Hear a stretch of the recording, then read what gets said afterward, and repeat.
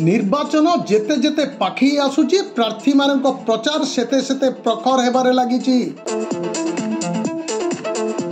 BJD रो मंग धरिचंती वरिष्ठ नेता तथा पूर्वतन मंत्री अनंग उदय सिंहदेव। तांको पुओ बीजेडी विधानसभा प्रार्थी कलिकेश पई वार्ड नंबर 18 सालेपाली मठखाई मंदिर ठारे पूजा अर्चना करथिबा बेले शह शह बीजेडी कर्मी को नहीं घर को घर जाई कलिकेश को भोट देवा पई निवेदन करिसंती अनंग उदय।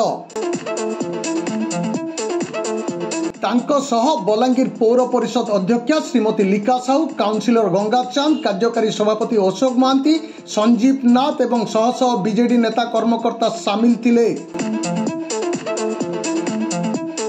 सेहीपरि वार्ड नंबर 15 मालपड़ा हनुमान मंदिर ठारे काउंसिलर महेंद्र बाग नेतृत्व में पड़ार जनसाधारण, बुद्धिजीवी, महिला और युवकों को नहीं एक विराट सभा आयोजन करा जायतिला।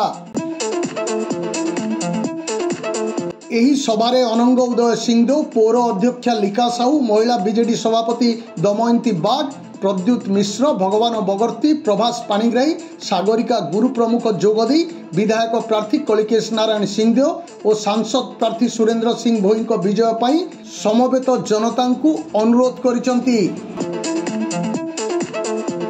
एही सभारे बलांगीर विकास रे नवीन सरकार को प्रचुर योगदान रही समस्ते मत व्यक्त करथिबा बेले बलांगीर विकास पाई बीजेडी प्रार्थी को भोट देबा पाई निवेदन करा जायछि।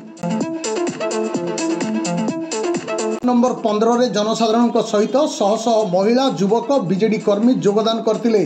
बलांगीर रे आगामी मे मास 20 तारिख दिन मतदान हेबाकु थिबा बेले एबेठू निर्वाचन मैदान रे बीजेडी पक्षरु पड़ा पड़ा रे घमाघोट प्रचार देखिबाकु मिलुछि।